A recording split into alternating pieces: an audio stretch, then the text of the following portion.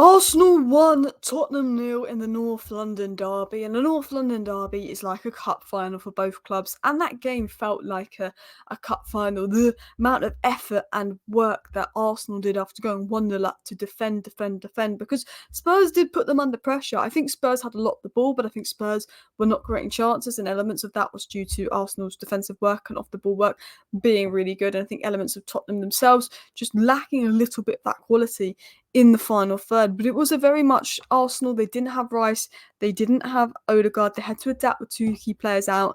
They sort of went with a defensive approach, got the goal through the set piece, which is Arsenal's speciality, and defended well. So I'm going to start by talking about Arsenal, of course, the winning side, and then at the end of this video I will talk a little bit about Tottenham, because I think it wasn't the best from Tottenham, but I will talk about some of the positives from Tottenham.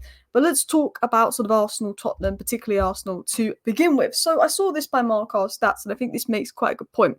Tottenham's attack was fine. They managed 18 entries into Arsenal's danger zone, the most Arsenal has allowed in the last 2 seasons. But Spurs couldn't turn those entries into chances. 0.7 XG is their lowest since the match against City in December 2023. So this shows how Spurs were poor in the final third in terms of their creativity, their final ball, but also shows how good Arsenal was. Arsenal had a lot of defending to do, a lot of work to. I think Gabriel, Saliba, you can argue man of the match. I think Havertz had an unbelievable game. I will touch upon that. Spurs had the ball. Spurs had control. Was Spurs not good enough in the final third? Did they lack the quality? Was Arsenal just really good defensively off the ball, working, putting in a shift?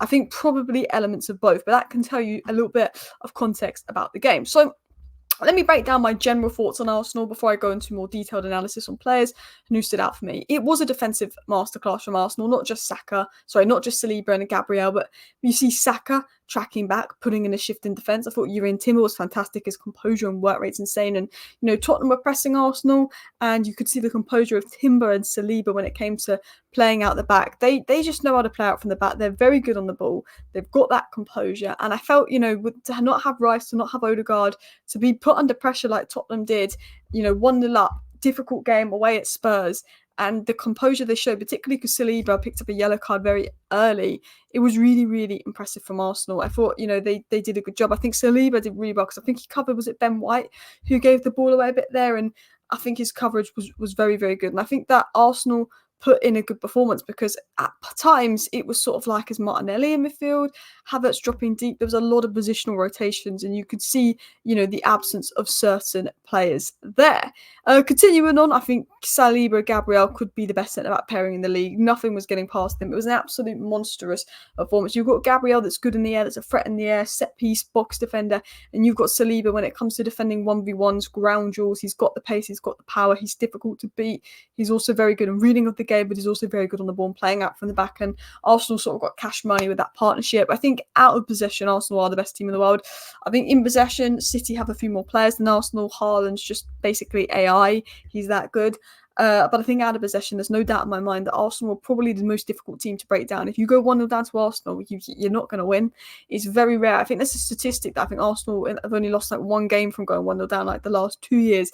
It's absolutely crazy how good they are at possession, and props to Mikel Arteta for that, because I remember when you could score 3 goals past Arsenal, it was quite easy.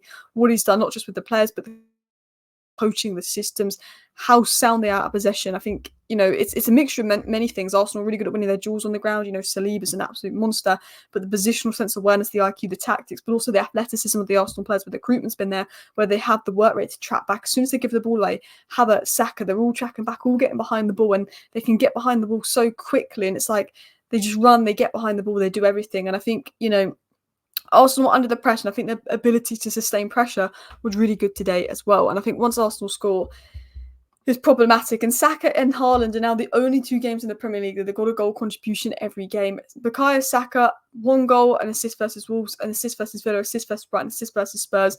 There's no doubt in my mind, as much as I don't like to say this as a Manchester United fan, that Bukayo Saka is absolutely quality. There's no doubt in my mind about Bukayo Saka's quality. But I also think, the output is just coming from him. As he's getting older, I feel like his output goes up every year, and he's really turning into a top winger, because he's a top winger by looking at him, but there's always questions, would he get the output out? And the last 2-3 seasons, his output has been incredible. When Arsenal were bad, he would make things happen. When Arsenal were good, he's good. Villa, when When Villa were bad, Jack Grealish was really good. He's gone to a City side that's good and he's not shining. Saka can shine in a good side, he can shine in a bad side. You know, he's done it for England when Foden wasn't doing it for England. He's a special kind of player. And Arsenal are blessed to have Saka because they've got Sterling coming on the other wing. It'll be interesting to see how he does, but they're absolutely blessed to have Bukayo Saka. He's an unbelievable player, and I would take him at Manchester United in a heartbeat if I was going to be honest. So this was interesting here. Since the start of last season, Arsenal scored more goals from set piece, excluding penalties, than any other team in the Premier League. And I think Tottenham have looked better from set pieces this season. I think Tottenham have looked better defensively this season from the opening 3 games, despite only having 4 points on the board after 12 games. I think there's elements of Tottenham that look better this season. I think their biggest problem is they dominate the game and they got nothing in the final third. I think had they signed an Eze or a Pedro Neto, maybe it could have been different. But I think that Arsenal, you know, conceding set pieces is something that Tottenham had an issue with. Vicario is sometimes like a trigger that people used to exploit. And I think, you know, Arsenal just, you know, are very good at set pieces. And Tottenham have struggled with that. And I think if you were going to predict how Arsenal were going to score like the last game, it would have come for a set piece. Not have much possession, let Tottenham control possession, get them through a set piece. It was a little bit of a game plan by Arteta, probably because he had Odegaard and Rice out to win the game. Arsenal's 2 lowest possession games on record in the Premier League have both come against Spurs in 2024, with the Gunners winning both matches. The 3-2 loss, 37.8%, today 36%. I guess without Rice and Odegaard, they were going to have a less possession-based plan, but it just shows how well Arsenal are to defend. They're letting Tottenham take control, not necessarily control, but they're under pressure in the North London derby away to Spurs for such periods of time, and they're defending and they're defending and they're defending and they're doing everything to get behind the ball to get the win today. And it shows a lot about the squad mentality at Arsenal. It's absolutely incredible. But I want to give credit to Havertz. I think Havertz didn't get a goal or assist today, but he was arguably man of the match. And that just shows how good he is. I think Odegaard's presence was not missed. I think elements of Arsenal wanting to control the ball, elements of Odegaard's presence will be missed. But it wasn't like I was sitting there like, oh, they need Odegaard. Havertz done a really good job. I felt he held up the ball really well. His retention in the final third is good. He makes runs to get the ball, holds the ball, keeps the ball, finds space, receives the ball, work rate really, really good. I think he was involved in sort of winning the corner that built up the goal. I think his all-round play is good. He's won the ball multiple times. Progression received 6.2. Progression via pass 0.74, progression via carry 0.4, but it was more the sort of the threat that he brought in his passing and playing the ball and receiving the ball, and it allowed Arsenal to play over the Tottenham press a little bit and go long because Havertz is like an outlet that can hold the ball long. He can play as a 10, he can play as an 8, he can play as a second striker, he can play as a centre forward, he can cover each position. You know, he didn't have a goal assist today, but he still had an unreal performance, winning his aerial duels, holding up the ball. Ground coverage was key, pressing down Tottenham players, holding up the ball, defensive and physical shifts, involved in the build-up for obviously the corner, chasing down balls. And yeah, he looks like a really good outlet. And it's mad because when Arsenal signed Havertz, I was like, what? I'm not sure. Like, I knew he was a good player by Leverkusen, and when he started at Arsenal, he was getting written off a bit. And I was like, is this someone that Arsenal really need? And Arteta's shown exactly why he signed Havertz, exactly how he can revive a player's career, and exactly how Havertz is a good player and what an asset he is to Arsenal. So credit to Arteta for that. Saliba, probably man of the match, to be fair, and I'd probably give Saliba man of the match over Havertz if I was going to be honest, just because of his composure on and off the ball. To get the yellow card in North London derby and show that composure on the ball, off the ball. His box defending is good, but it's more his ability to defend transitions, cover large spaces. Someone gives the ball away, Saliba's there to cover. He's covering his players. Arsenal can afford to make mistakes because Saliba is there. He's that kind of player. He's great on the ball. He can break the lines. Won 100% of his tackles, 97% passes completed. He's an absolute Rolls Royce. He can play out from the back. He covers ground well. Great passing, great play, unbelievable player. Ability to defend transitions was fantastic. And I mean, he was protecting the goal, making big tackles. And what it is about Saliba is in big games, he always showed up. Every time Haaland's come up against Saliba, Haaland hasn't had a sniff.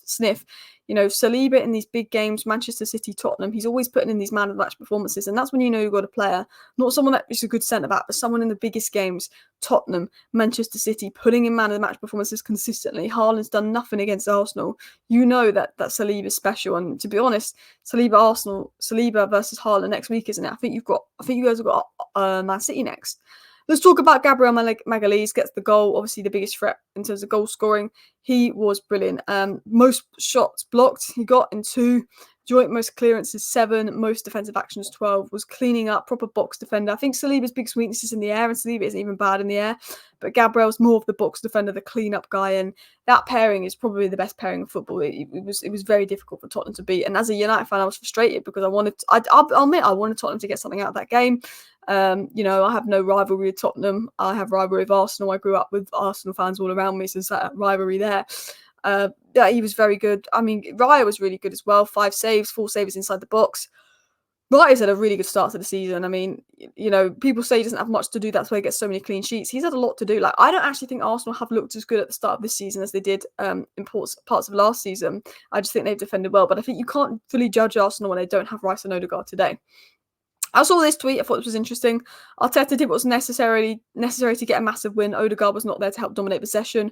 Rice was not there to help press higher up the pitch. Deep block counter, winning corners comes from finding Havertz direct, and set piece gets the win. Top tactical flexibility, and I think it's a very good point how Arteta adapted tactically. And I do want to quickly talk about Spurs in the final few minutes of this video because I saw this tweet from H, and I'm going to add some stuff to this, and I think he hits the nail on the head. That's probably the least threatening I've seen Spurs look on the ball in a long time. Felt like they were going through the motions with constant circulating without true effects, not Son, Werner Johnson, and Maddison deeper for build-up. They got virtually nothing in the pockets, or when they set up in isolation moments, midfield combinations were poor, lost that zip, intent on their pace and of play. He said Spurs fans must be quite frustrated after the first 30. They turned over the ball in great areas with a lot of players forward in the counter press, but they screwed 2 or 3 final bits of play. The gamble and aggressiveness of the press and structure was working, but they couldn't click. And it felt that there was elements of what Spurs did was right. I actually think that, Ange in the first half didn't coach the win in terms of his setup, but didn't have the quality there to execute it. And I think Spurs were poor in the second half. But I think he's right. They just didn't seem to click in the final third. I think Tottenham conceding a set-piece goal, I think after they conceded the goal, I felt like a mentality drop there. I think they dominate possession, but they're lacking conviction in the final third. And Tottenham's overall numbers this season are better, despite only having 4 points, because they are dominating possession, but they're not taking their chances. Is it a confidence thing? Is it not having the personnel? Because I don't think Tottenham are a bad side.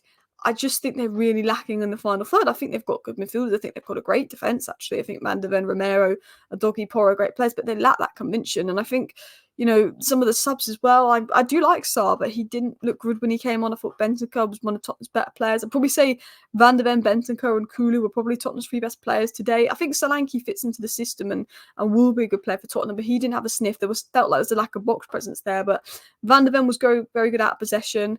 I thought Bentancur did a decent job. Wasn't sure why he was subbed. And I thought Kulu, his work rate, he seemed to want to make things happen. He looked Spurs' most creative outlet, but to be honest, I don't think he had the best game in the world.